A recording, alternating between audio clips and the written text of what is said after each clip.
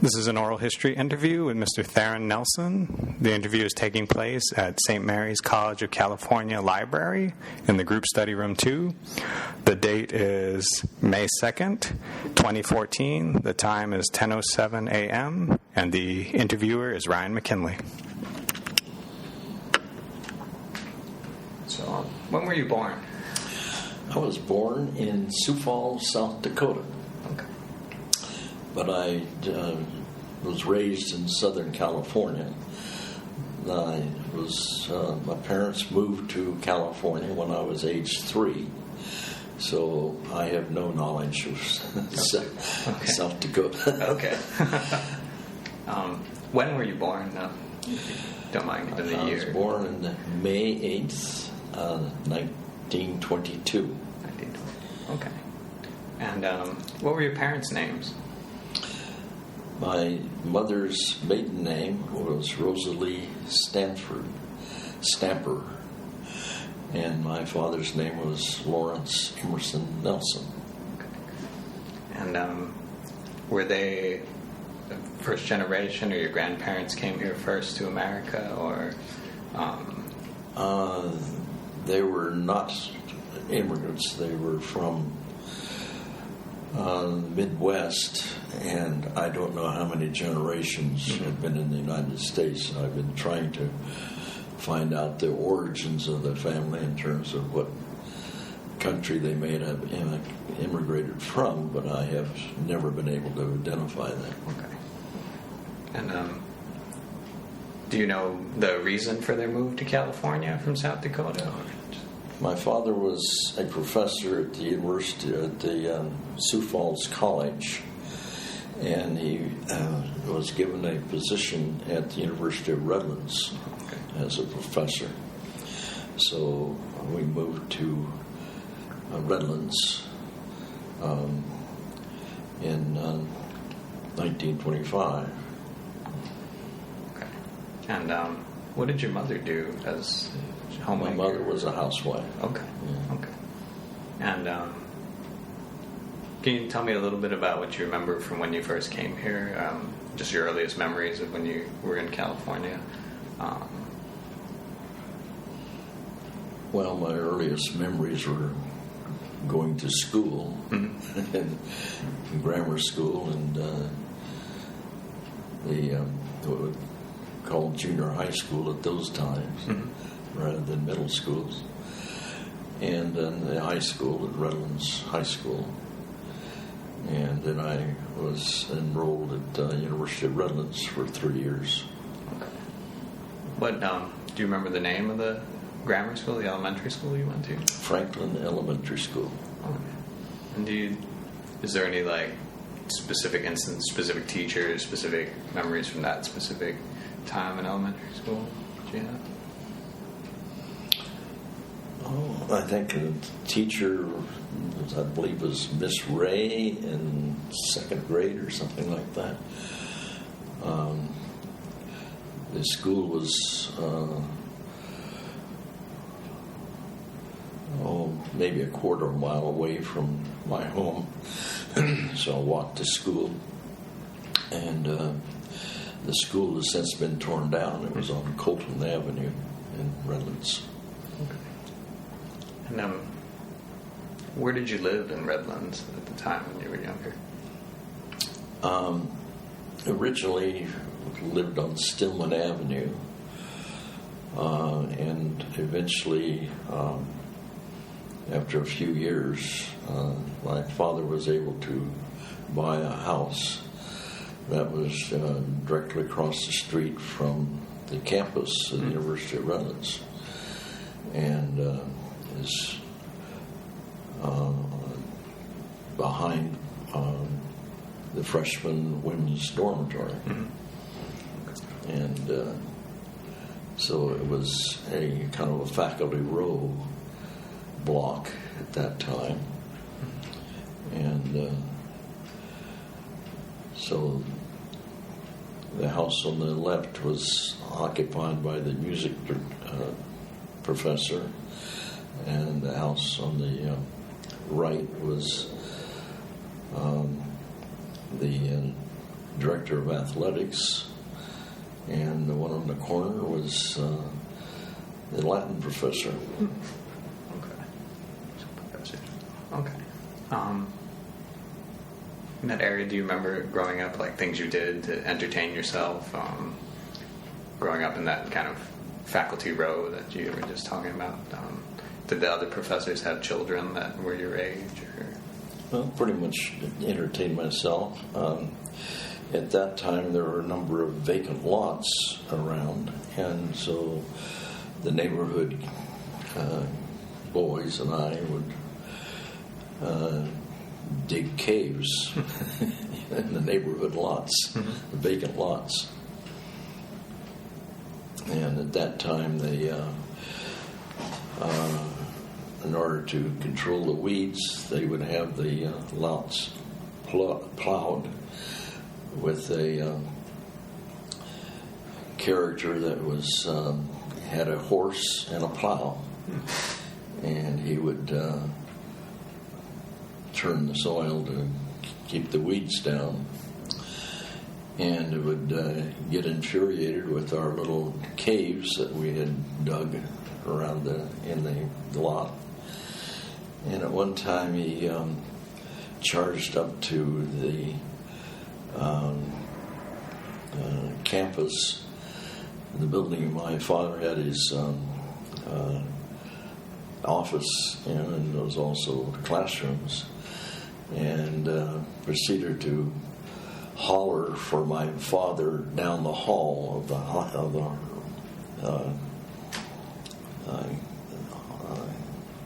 building, and much to the embarrassment of my father, I got told rather emphatically not to build any more of those holes in the ground for the horse would trip in. Okay. So going from elementary school, what was the name of the middle school that you went to? The middle school? The junior high? It was Redlands Junior High School. Okay. And it was across the street from the high school. And that was the Redlands High School. They only had one high school in the community at that time. Okay.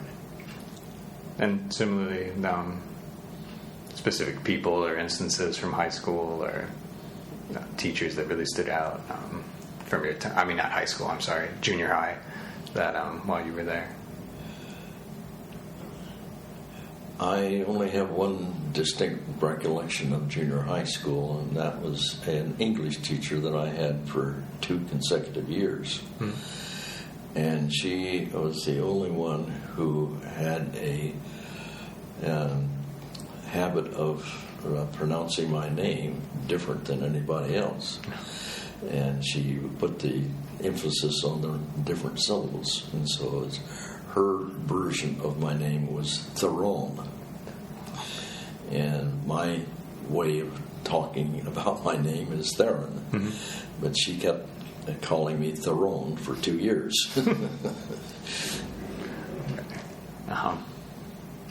And at that time, were you still your father was still teaching at college? Yes. And you were still on that faculty kind of yes. road? Yeah. Okay.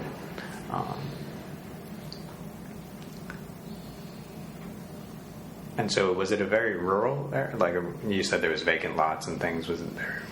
Was it kind of was a building community when you were there? It was a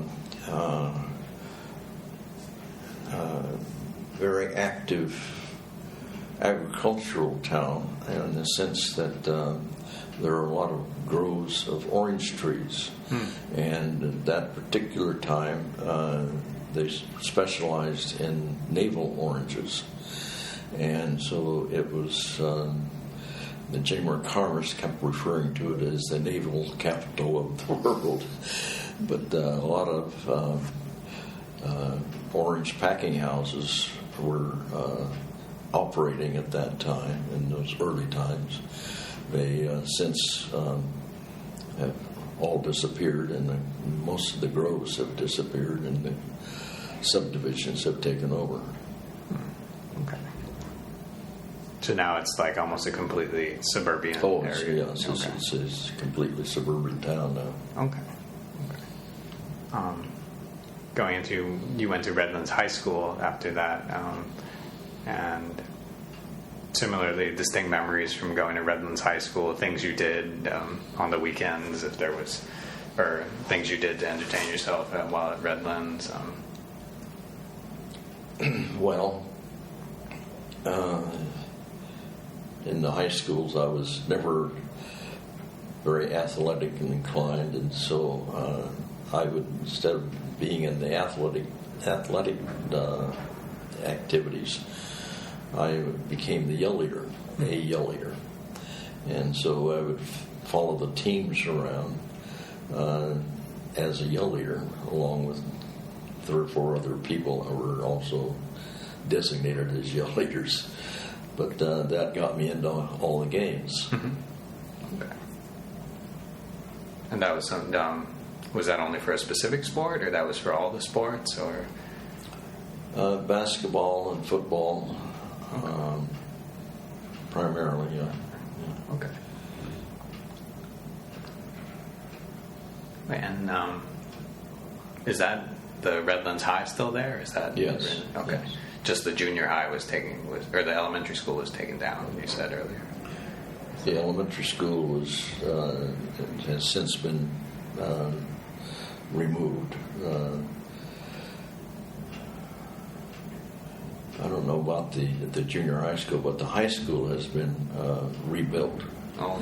The building that I originally was going to high school in was a 2-story brick building, and brick structures for schools and those were no longer safe, so they had to demolish the building and build a reinforced concrete building as meeting the earthquake codes. And so has the campus expanded and everything like that since? Yes. Okay. Yes. Okay. And then from there you said you went to Redlands University, or you went to University of Redlands. University of Redlands. Okay.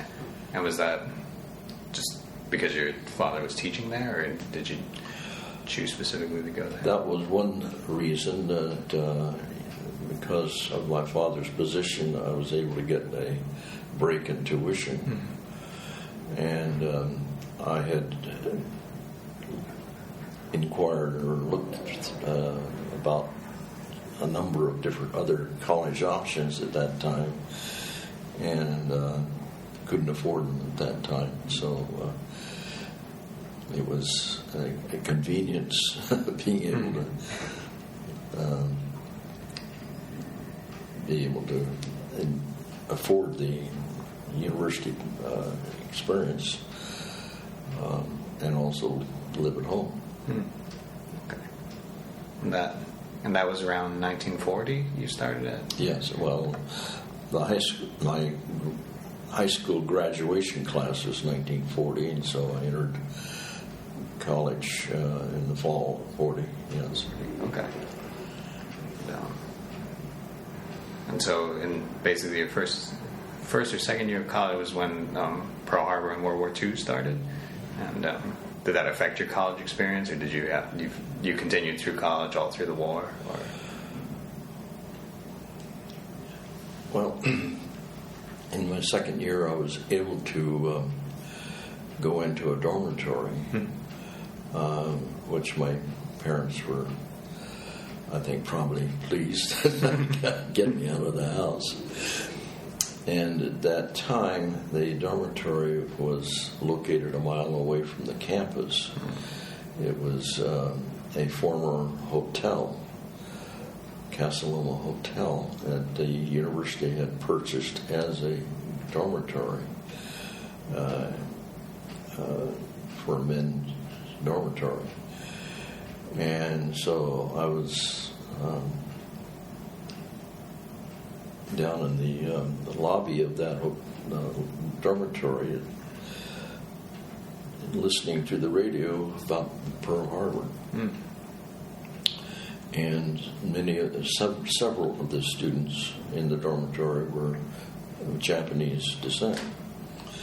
And so we were very concerned about what was going to happen to those students, and they eventually were interned. Were those people you knew, or you just knew of them, or Knew them? You knew them. Okay. Did they ever return in your time there, or they left into the internment and then they never came back to the university? They left for the internment center, and I've never heard had any contact with them since. Okay. So what were you studying at the university at that time? Sociology. So 41 was your second year, and you would have graduated around 43, 44? 44. 44? Class of 44. Okay. And well, the interval was World War II. Yeah. And so while I was a student at that time there was compulsory military service, and so the people were being drafted. And as a student, I was able to get a deferment from the draft to continue my education up until 1943, in which time those deferments were canceled, and all the students that were on these deferments were inducted into the service. In the meantime, the campus was under a great transformation, and they had contracted with the government to house a contingent of Navy reservists. And so they had what they called the V-12 program, not reservists, but they were a V-12 program, which were Navy cadets. And so the campus, the men that were being drafted from the campus left. The women remained, and the replacements were these V-12 military.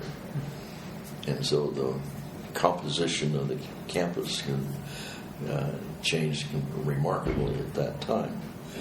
And then I went into the service and was eventually as a replacement infantry, and ended up in Italy, and got in the wrong place at the wrong time, got myself wounded, and was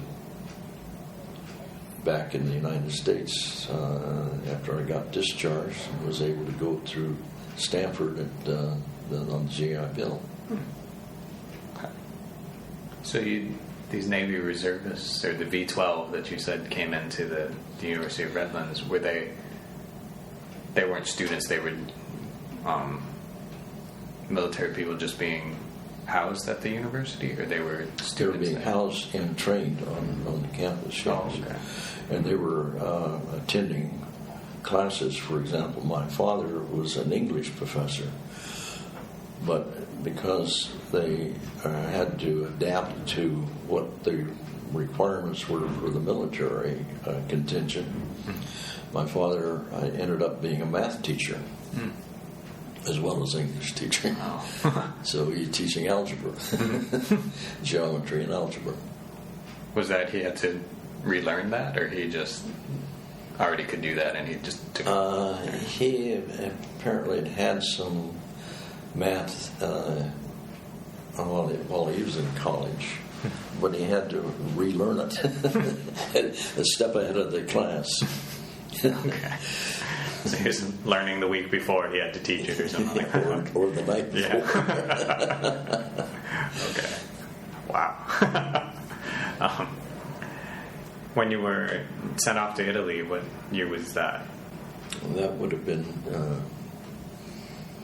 1943, the fall of 43. late summer of 43. And so you were there for about a year, less than a year? Mm-hmm. You were there for how long about in Italy? About 6 months. 6 months, okay. And then after the 6 you were sent back and you went to Stanford. Yeah, I was a replacement in a infantry division, 34th Infantry Division, and we ended up on a number of different. Well, at that time, all of the fighting was in those damn hills in Italy. The hills were not ranges; they were individual mountains. And you go up one side, and you go down, and then you go start back up to the next one. And then little Italian villages in between. And I had no idea where I was or what I was seeing. My knowledge of what was happening in the war was what I could see around me. And you didn't peek out too much. Okay. And I was at Mount Casino, which you may not recognize, but it was they had a monastery in the top of the hill, mountain, which was the home of the Benedictine monks, which I believe is the order that has at St. Mary's. Well, this is the home of those Benedictine monks. And so our particular company, the unit that I was in, was probably the closest to that monastery that we got until it was actually captured by Polish troops later on. But we were relieved by Indian Gurkhas from India. The Gurkha troops were under British officers, and I was dispatched to lead up our replacements to our positions, and then we left, and 2 days later they crossed the valley at a rest place and watched as they bombed the monastery. It's the first time they deliberately bombed a monastery, a religious building. You said you got wounded fairly shortly after that? Or? Well, from there I went up to the Anzio beachhead, which is a little south of Rome. And at that time it was a stalemate. And we were having a small advance taking place, and I ended up in a hole with just 2 or 3 other people, and they were having a counterattack, and somebody lobbed a grenade, and I got a little bit of shrapnel from that grenade. And got a free ride home. It's what is known as a $1 million wound. Yeah. So from there they sent you were in a hospital in Italy, or you got sent? Well, when they picked me up and they took me to loaded me onto a Jeep, on top of a Jeep. Well, for an infantryman to be on top of anything is dangerous. You wanted to be down as close to the ground as you could when they start shelling or mortar fire. And so I was terrified being taken back to a battalion aid station where they accumulated the people, and then from there put it into an ambulance and taken back to a field hospital in outside of Anzio. And again, I was terrified by it being in the back of an ambulance because, again, Anzio was a flat area. It was just like a pool table. And had been a development from Mussolini's time where they had drained a swamp area and put it a lot of drainage canals, ditches, to drain the water out. But essentially it was a flat area surrounded by hills where the Germans had observation of everything that moved on that level plain. And so anything that moved would be subject to being hit by artillery because they could see whatever was happening. And so nothing happened during the day. Everything was quiet. But at nighttime, things became alive, and that's when you moved. So this was at the middle of the night, but still going back to Naples, which is 8 miles or so. They bought 8 miles in. And so got to the field hospital, and the field hospital had several direct hits from artillery, German artillery, and they had killed 4 nurses in that facility. So the tents that comprised the hospital had sandbags about 4 feet high inside the tent, surrounding the inside of the tent to provide a protection for the patients that were on cots. And so they took me back to that hospital, and they did surgery there. And from there I was put onto a hospital ship, which was illuminated at night with and the big red cross on it, all painted white with a red cross on it, and taken back to Naples, which was south of Anzio, and put into a hospital there, which was converted elementary school, which was, I think, about 5 stories high, and we're about on the 3rd floor. And the Germans were still bombing the town occasionally. And so I was in this hospital and in a ward that was mainly comprised of amputees. And from there I was put on a boat to back to the United States. Okay. And when you got back to the United States, that's when you went to Stanford on the GI Bill? After I got through, well, one of my problems was that I had a partially severed nerve behind my knee, which is the peroneal nerve. Mm-hmm. The nerve controlled the ability of your foot to lift and flex. Mm-hmm. So I was not able to lift my toes, lift my foot. And that nerve was regenerating itself at the rate of about an inch a month. So I was at a hospital in Modesto for almost a year.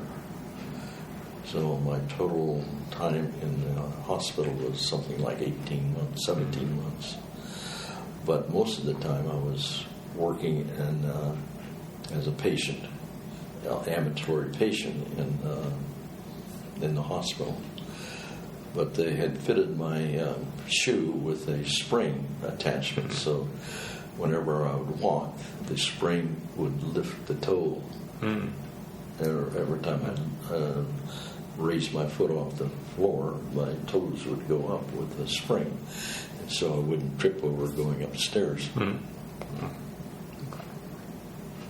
And so, you said you were working as a patient at the hospital. Yeah.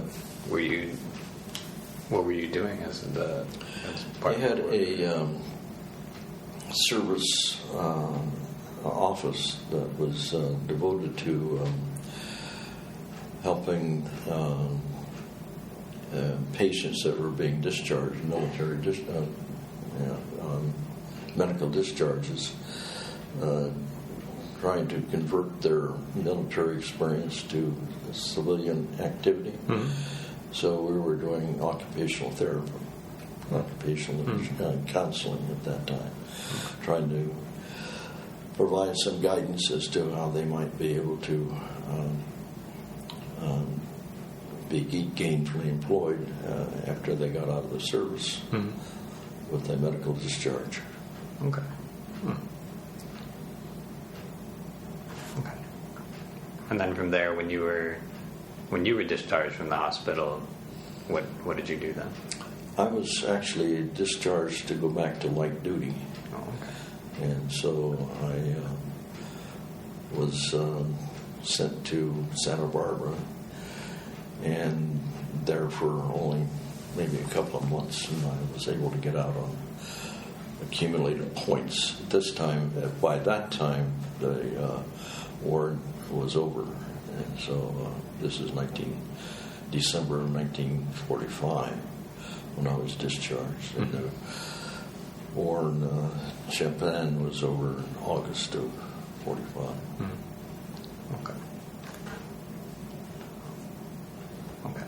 And then from there, that's when you went on the GI Bill, or did you do something else? After I got discharged, and I applied to Stanford and was able to go to Stanford to finish my bachelor's degree and then go on for a master's degree. Okay. And how many years or credits left did you have on your bachelor's degree? Were you still studying? I had 3 years of credit and you at the had University of Redlands. Okay. So I had to finish up 1 year at Stanford and then another year to get the master's degree. Okay. And you were studying sociology still? Or you were... Finished up in sociology and then got the master's degree in sociology as a follow-up to the work that I was doing at the office in the hospital, or occupational counseling. So it was occupational testing, really. Okay. And after you got your master's, that's what you started doing as a profession?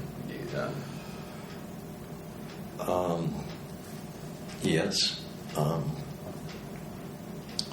When I got out of college, I was able to get a position at the University at East Bay Municipal Utility District in Oakland in the personnel department.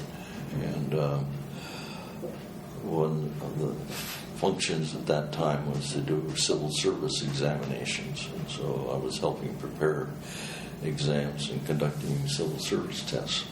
Okay. And that was in Oakland. How long did you do that? I was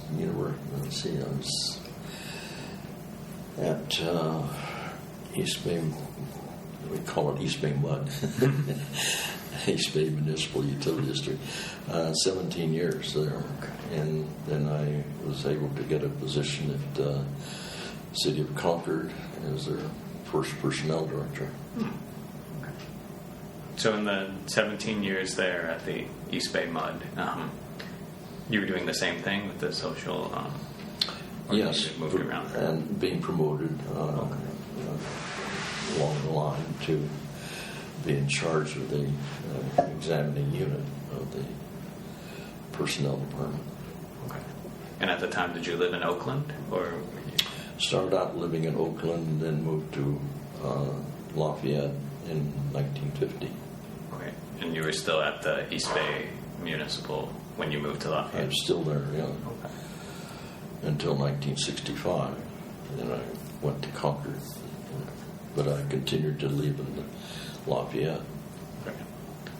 What prompted your move from Oakland to Lafayette?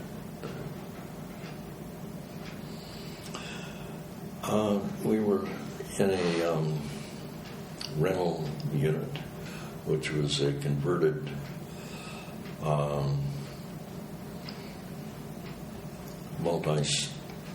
about 3-story high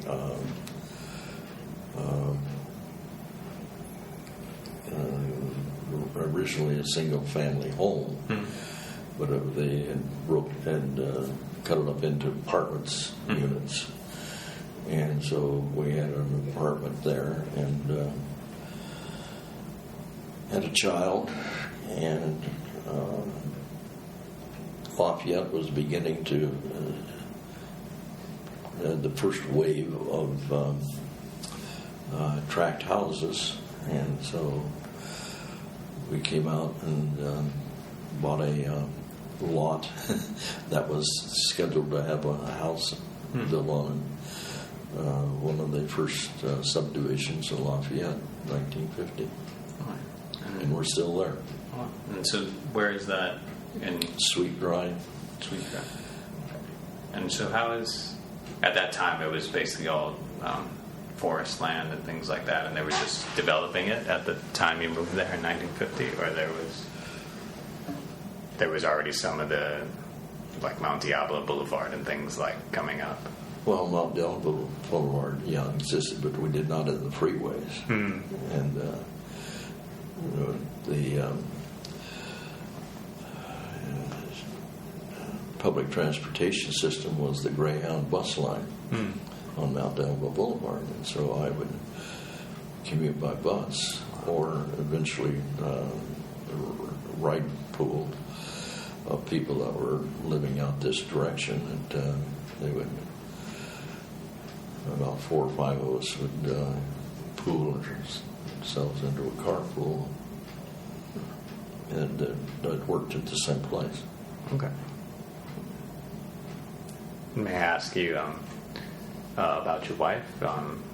You had mentioned just now that you had a child and you moved up here once the homes. When did you meet your wife?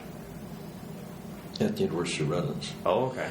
Yeah, we were in the same class, and she was living essentially across the street at the freshman dormitory. Okay. And you kept in touch through all those years, from Redlands all the way up until you came back in Stanford. Okay. So, and when you came to Lafayette, it was just developing. Was the development moving very fast at that time? You said they were starting to build the first wave of homes and things. Well, yeah, it was beginning to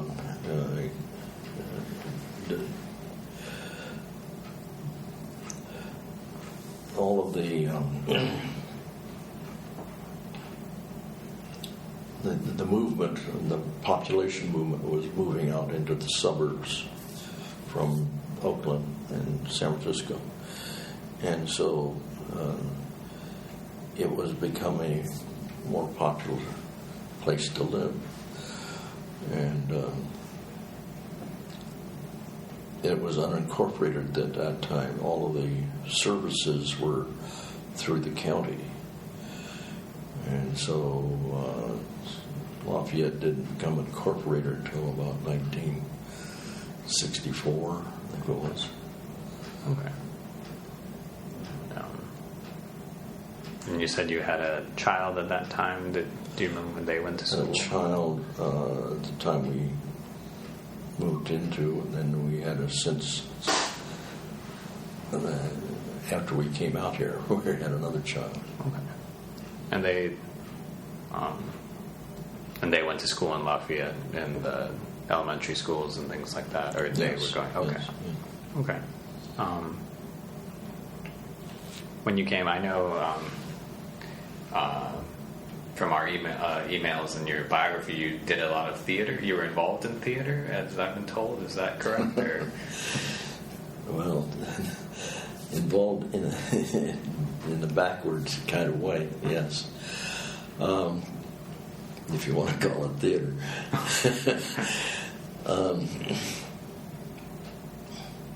Came out in 1950, and in a few years I became involved with some of the activities in the community and joined what was at that time a men's group called the Junior Chamber of Commerce. And the women, the wives at that time were also becoming equally involved in organizations such as the one that Betsy had originated, the Suburban Women's Club. Mm-hmm. Well, I became also involved with a group that had already formed and had spent a lot of time seeking a site for a community center. And they had found a place on St. Mary's Road, 711 St. Mary's Road. 11, almost 12 acres of land that they thought would be suitable for a community center location, and they wanted to acquire that before it was gobbled up for more subdivisions. So they had a committee, a board of directors that had been operating to acquire this property. And after they had selected the property, I joined that group and eventually became president of that. At that time, it was called the Community Center. Later on, it became the Community Center Incorporated as a entity. Now, that was a precursor to what is now the community center. The two of them were not at that time related. The community center that you know now on St. Mary's Road didn't exist at that time. So the only thing that existed was this citizens group trying to acquire and develop a site. And that's when I joined it. And so one of the events that we were trying to do was to engage the community in a fundraising venture to pay for the land and to start using the property in some way. And so had the bright idea of trying to encourage individuals and groups to put on their own fundraising event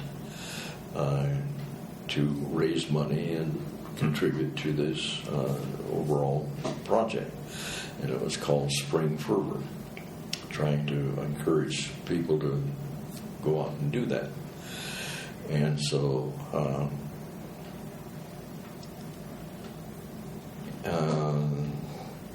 this was in latter part of 1985, early part of 86, I guess it was. And Betsy Young and Jerry Burnside and her husband, Dick Burnside, and another couple that were active in the same organizations, the Suburban Women's Club and the Junior Chamber of Commerce, Jack and Evelyn Peterson.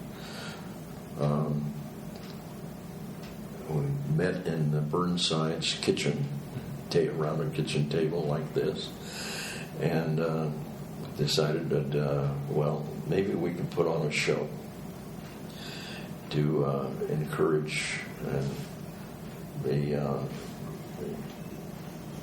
people to attend the show and contribute money toward this venture of the community center. So that started what is now known as Laf-Frantics. And Laf-Frantics got started with a melodrama and a variety act following that. under the direction of the Welties that we hired to do the job, and they provided also many of the costumes and the script for the melodrama. And the show started in 1956. It ran for 31 years in the same format. Mm-hmm. And here's the first 10 years. And so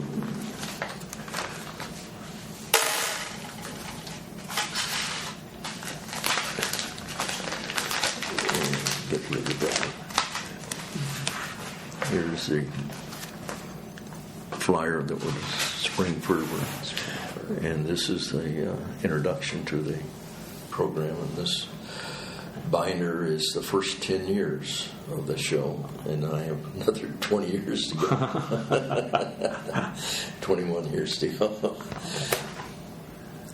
So that keeps me out of trouble off the streets doing this.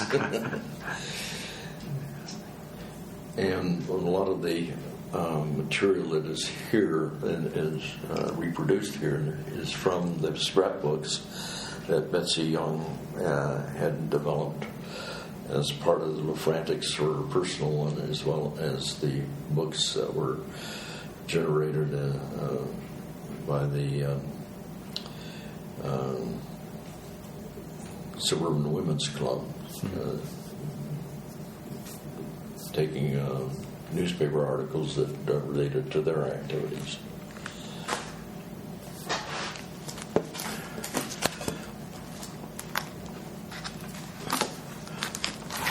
But the interesting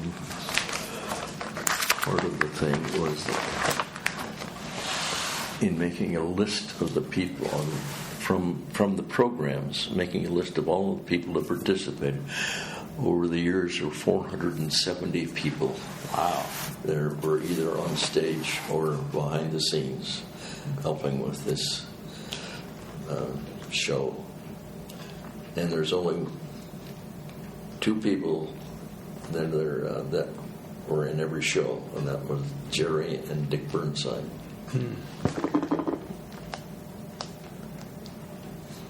Now, this is not to be confused with, well, let me go further.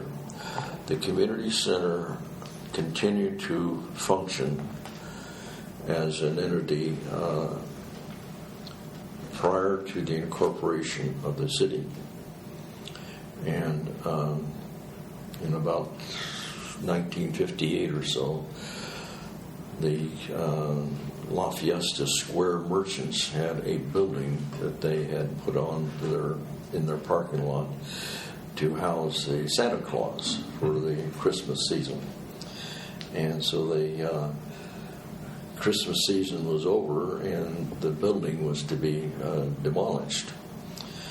And so on our board of directors of the community center at that time was Al Anaclario, who was a local contractor. And so with his guidance, we decided, well, we needed to have some use of the property. You get people onto the property as quickly as we could. And gee, that'd be shame to have that little building demolished and where we could use it perhaps on the private property. So he arranged to have a foundation laid, and in the middle of the night that building was moved down St. Mary's Road about 2 miles to the property at 711 St. Mary's Road, where it now stands, and it's been used ever since. Now this is over 50 years ago. And when the building was first installed,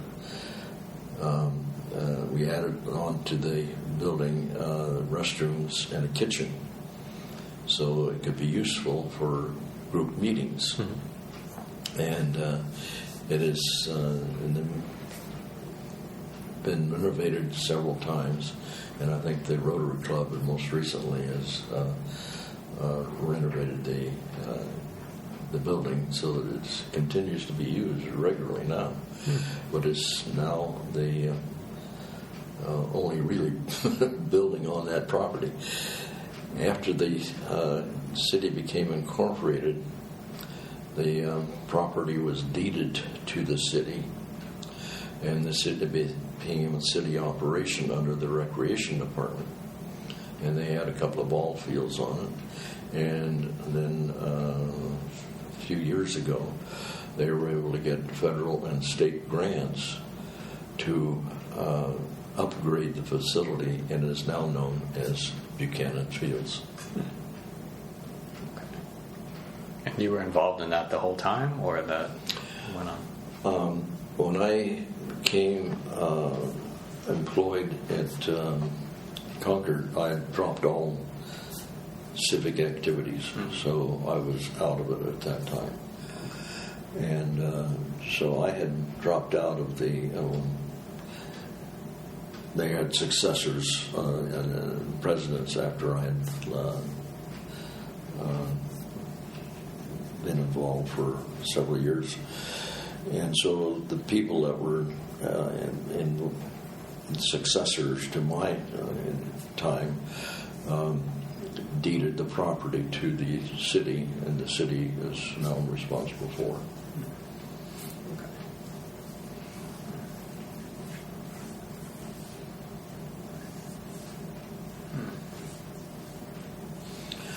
But as a result of the activity of trying to get the community center established, and I'll have to give you a little bit of, I'll finish this. I was given some recognition in 1957 as being named at that time Man of the Year. Lafayette Man of the Year, Theron Nelson relaxes with his wife Elizabeth and their daughter Debbie and son Chris at the family home on Sweet Drive. From the Lafayette Sun. So that was in recognition of the community center activity at that time. Now, my two children, Debbie and Chris, were both went to elementary school at a school which is called Burton's Elementary School on St. Mary's Road.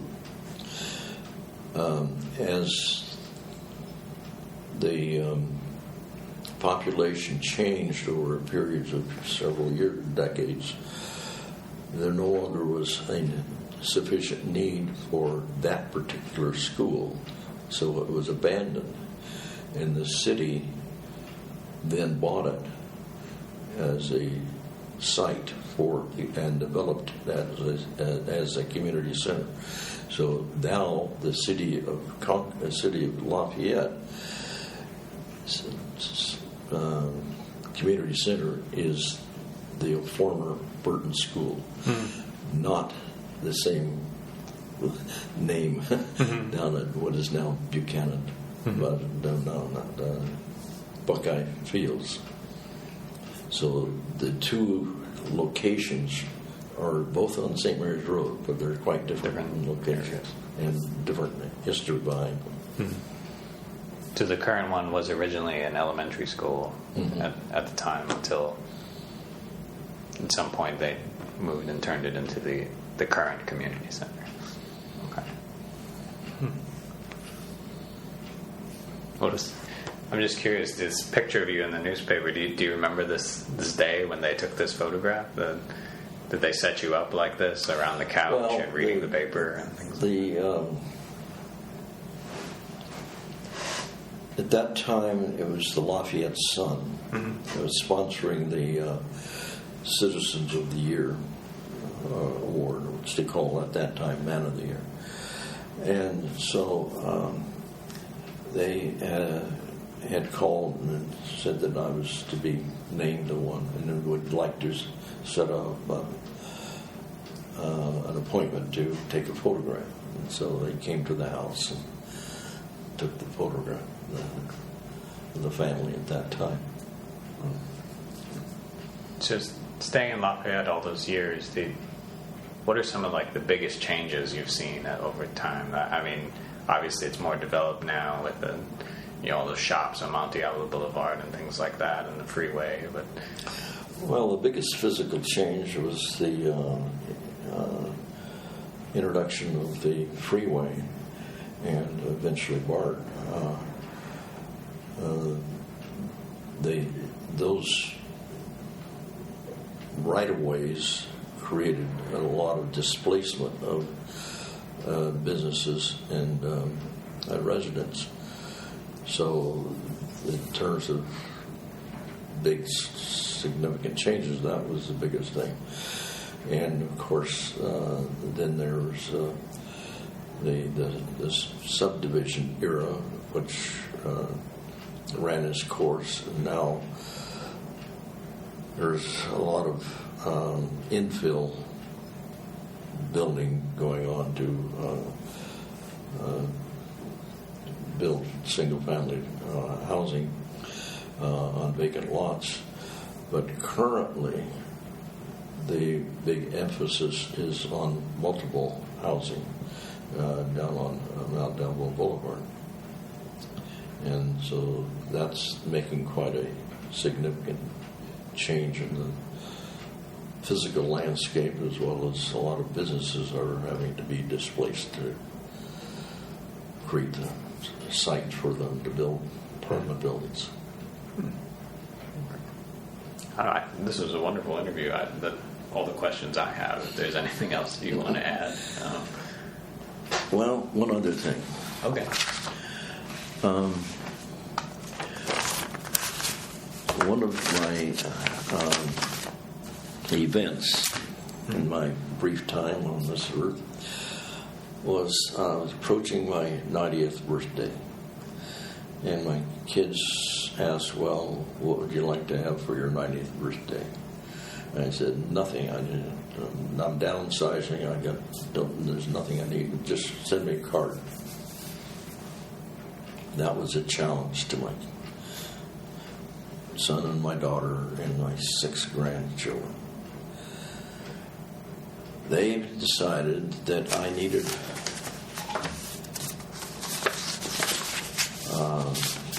cards. So my son started passing out notices to everybody he would run across.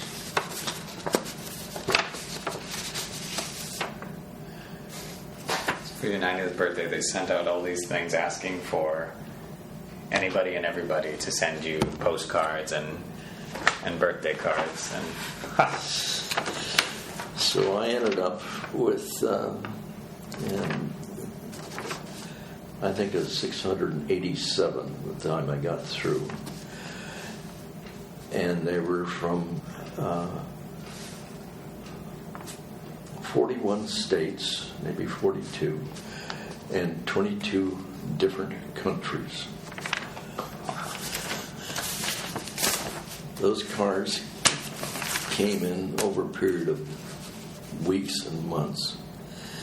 And on my birthday day alone, on May the 8th, I received 100 birthday cards.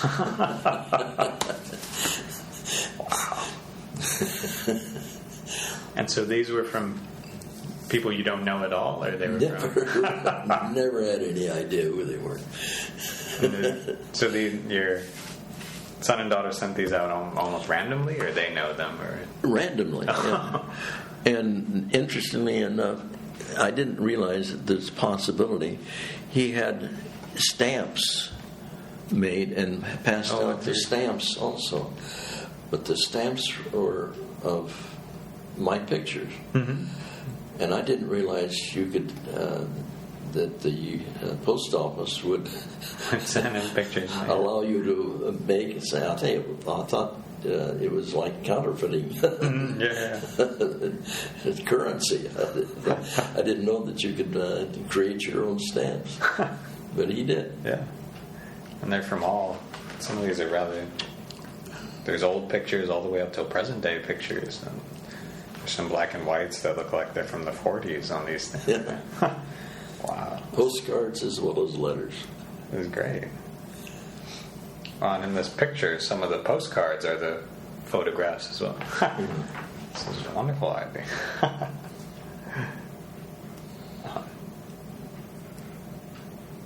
May I ask, do your son and daughter live in Lafayette now, or do they live somewhere else? No, my son lives in Concord, and my daughter lives in Porterville, which is down in Central Valley between Bakersfield and Fresno. Okay. Do they have a connection to, aside from growing up there, do they have any connection to the events of Lafayette now, or as they were growing up?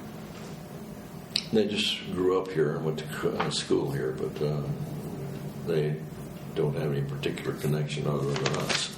Okay. And they went to like Akalani's high school and things like that, or something? No, they didn't. My daughter went to Del Valle, which is now an adult education place, no longer a high school. And my son went to Capilano. Okay. Neither of them went to Akalani's. Okay. So that's Yeah. end of story. That's great. Thank you so much for this. Interview ends at 11:11 a.m.